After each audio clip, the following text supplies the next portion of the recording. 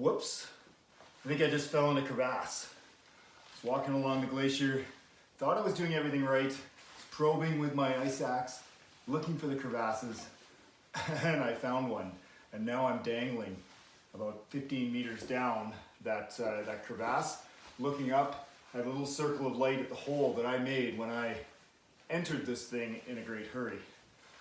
My friends are up there on the surface and their faces are probably in the snow, their ice axe deployed, and they're just holding me at this point, using their body weight and friction and their ice axes to hold me in place. And they're probably making a plan as to building an anchor and trying to figure out how to get me out of here. The good news is that I'm unhurt. I managed to do this fall and not hurt myself.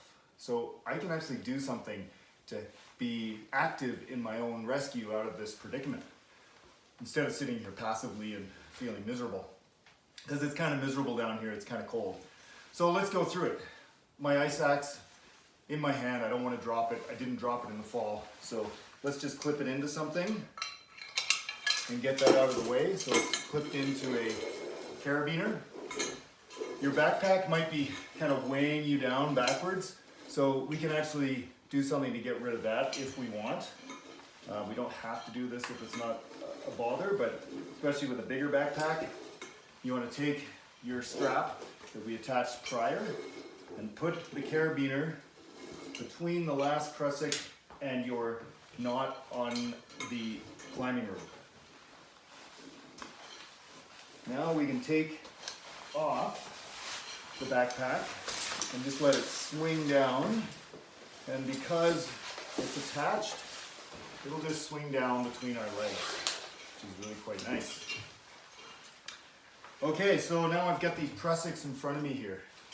So I can actually use these prussiks that I put on the rope prior to help me get out of this predicament. I'm going to take my daisy chain, the long prussik. I'm going to take that carabiner off. I'm going to take the first little loop out and then I'm going to pull it. And it will unfurl itself all the way through. Okay, now I'm going to figure out how long I need this for my foot when I step up, and I'm going to tie just a simple overhand in that system, just like that. Okay, just a simple overhand knot. Now I can put my foot up into that, and this becomes my foot prussik or a stirrup. And now I'm going to stand up using my leg power, and you might pull a little bit with your arm on the rope. And when I do that, I'm going to slide up my chest, or sorry, my waist prussik, this small prussik here. So I'm standing up, I'm sliding, and I'm sitting down. Lovely thing about a prussik is it slides, and then when you weight it, if it's tied correctly, it will cinch down. If it's an icy rope, this is where you might need to deploy that T-block, the tooth descender, to attach instead of a prussik.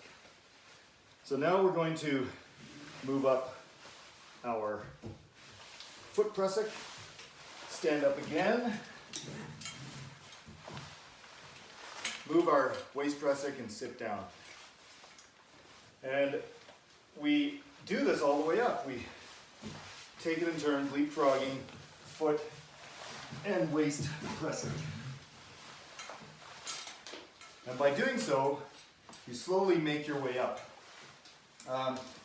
Once you've gone up a ways, you may want to back up your ascent by tying a knot in the climbing rope below you, so that if the prussiks do slip, you don't slip all the way back down.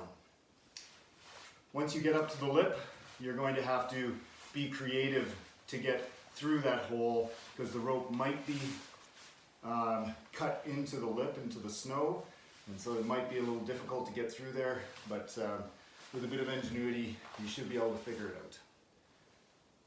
That is prussiking yourself out of a crevasse.